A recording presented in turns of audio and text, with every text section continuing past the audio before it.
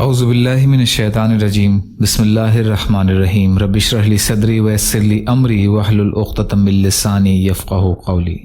13 رجب المرجب اسلامی تاریخ۔ حضرت عبد الرحمن ابن عوف رضی اللہ عنہ۔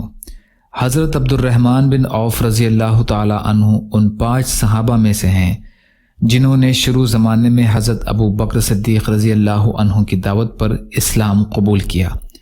حضرت عبد الرحمن بن عوف رضی اللہ عنہ رسول اللہ صلی اللہ علیہ وسلم سے 10 سال چھوٹے تھے۔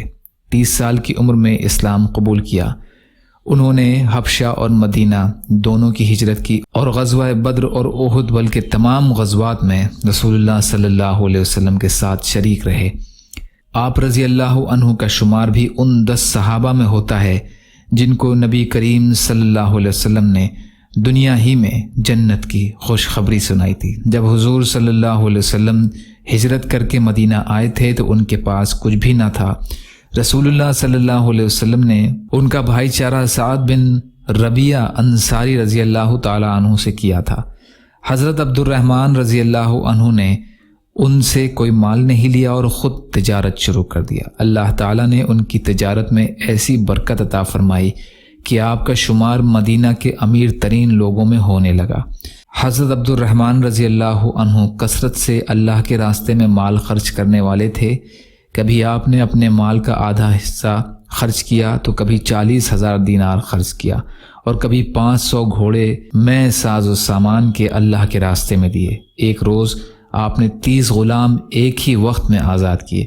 آپ کی وفات مدینہ منورہ میں سن 31 ہجری کو 75 سال کی عمر میں ہوئی۔ اللہ کی قدرت نا سمجھ بچے سے عقل مند انسان تک۔ عقل اللہ تعالیٰ کی دی ہوئی بہت بڑی نعمت ہے۔ بچہ جب پیدا ہوتا ہے اسے کسی بھی چیز کو سمجھنے بوجھنے کی بالکل صلاحیت نہیں ہوتی۔ اس کے سامنے آگ اور پانی، سانپ اور رسی سب برابر ہوتے ہیں۔ اسے نہ تو اپنا سطر ڈھانکنے کا ہوش رہتا ہے، نہ سردی گرمی سے بچنے کا ہوش رہتا ہے، لیکن اللہ تعالیٰ اسی کمزور اور نادان بچے کو دھیرے دھیرے بڑھاتے ہیں اور اسے عقل اور شعور کی دولت عطا کرتے ہیں، یہاں تک کہ وہ ہر چیز کو سمجھنے لگتا ہے۔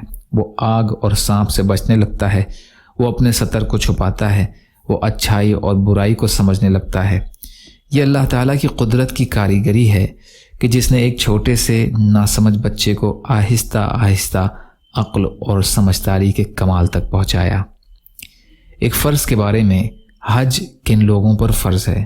قرآن میں اللہ تعالیٰ فرماتا ہے اللہ کے واسطے ان لوگوں کے ذمے بیت اللہ کا حج کرنا فرض ہے جو وہاں تک پہنچنے کی طاقت رکھتا ہو۔ سورہ آل عمران کی آیت کا ترجمہ۔ ایک سنت کے بارے میں، مہمان کا اچھے الفاظ سے استقبال کرنا۔ حضرت ابن عباس رضی اللہ عنہ فرماتے ہیں کہ جب رسول اللہ صلی اللہ علیہ وسلم کی خدمت میں قبیلہ بنو عبد قیس کے لوگ آئے تو رسول اللہ صلی اللہ علیہ وسلم نے فرمایا مرحبا، یعنی آپ کا آنا مبارک ہو۔ بخاری کی روایت ہے، ابن عباس رضی اللہ عنہ راوی ہیں۔ فائدہ: اس سے معلوم ہوا کہ جب کوئی مہمان آئے تو خوش آمدید، مرحبا یا اس طرح کے الفاظ کہنا سنت ہے۔ ایک اہم عمل کی فضیلت صف کی خالی جگہوں کو پر کرنا۔ رسول اللہ صلی اللہ علیہ وسلم نے فرمایا جو شخص صف کے درمیان خالی جگہ کو پر کرتا ہے اللہ تعالیٰ اس کو اس عمل کے بدلے جنت میں ایک درجہ بلند کر دیتے ہیں اور اس کے لیے جنت میں ایک محل بنا دیتے ہیں۔ ترغیب اور ترہیب ام المومنین عائشہ رضی اللہ عنہا راوی ہیں۔ ایک گناہ کے بارے میں، خود کو برائی سے نہ بچانے کا انجام۔ رسول اللہ صلی اللہ علیہ وسلم نے فرمایا قیامت کے دن ایک شخص لایا جائے گا اور اس کو جہنم میں پھینکا جائے گا۔ جیسے ہی وہ شخص جہنم میں داخل ہوگا اس کے پیٹ کی ساری انتڑیاں باہر نکل آئیں گی اور اس کو اس طرح گھمائے گا جس طرح گدھا چکی کو گھماتا ہے۔ جہنمی لوگ اس کے پاس جمع ہو جائیں گے اور تعجب کے مارے پوچھیں گے تجھے کیا ہو گیا؟ تو ہم کو بھلائی کا حکم کرتا تھا اور برائی سے روکتا تھا۔ تو وہ کہے گا میں وہی شخص ہوں، مگر میں تم کو تو بھلائی کا حکم کرتا تھا مگر خود اس پر عمل نہیں کرتا تھا، اور تم کو تو برائی سے روکتا تھا مگر میں خود اس سے نہیں روکتا تھا۔ بخاری کی روایت ہے، اسامہ رضی اللہ عنہ راوی ہیں۔ دنیا کے بارے میں ضرورت سے زائد عمارت وبال ہے۔ رسول اللہ صلی اللہ علیہ وسلم نے فرمایا، جو شخص ضرورت سے زیادہ عمارت بنائے گا تو وہ قیامت کے دن اس پر وبال ہوگی۔ شعب الایمان کی حدیث ہے، انس رضی اللہ عنہ راوی ہیں۔ طب نبوی سے علاج، کوڑ کا علاج۔ رسول کریم صلی اللہ علیہ وسلم نے فرمایا، زیتون کا تیل کھاؤ اور اسے لگاؤ، کیونکہ اس میں 70 بیماریوں سے شفا ہے، جن میں ایک کوڑ بھی ہے۔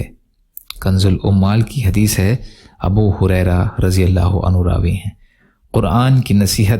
قرآن میں اللہ تعالیٰ فرماتا ہے، تم عورتوں کے ساتھ حسن سلوک سے زندگی گزارو، اور اگر تم کو ان کی کوئی عادت اچھی نہ لگے تو اس کی وجہ سے سختی کا برتاؤ نہ کیا کرو، کیونکہ ممکن ہے کہ تم کسی چیز کو ناپسند کرو مگر اللہ تعالیٰ نے اس میں بہت زیادہ بھلائی رکھ دی ہو۔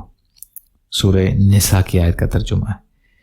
یا اللہ ہم سب کو کہنے سننے سے زیادہ عمل کی توفیق عطا فرما۔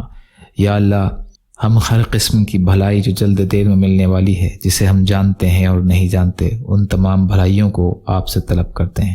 یا اللہ ہم ہر قسم کی برائی جو جلد دیر میں آنے والی ہے، جسے ہم جانتے ہیں اور نہیں جانتے، ان سے آپ کی پناہ مانگتے ہیں۔